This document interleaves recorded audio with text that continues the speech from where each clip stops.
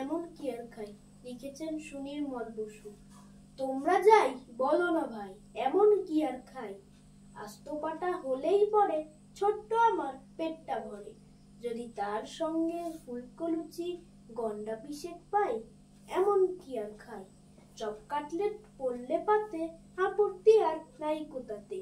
আর কোফতা কাবাব কালিয়াতে অমত আমার নাই, এমন কি আর খাই। হয় না হজম এখন দাদা, খাওয়ায় দাওয়া অনেক বাধা। এখন তাই তো অনেক বুঝে সুঝে খাবার খেতে চাই, এমন কি আর খাই। সের ৫-৬ রাবড়ি দধি তোমরা আমায় খাওয়াও যদি, কষ্ট করে এই বয়সেও খেতেই পারি তাই, এমন কি আর খাই। সন্দেশ আর পান্তুয়াতে রুচি বিশেষ নাই কোতাতে।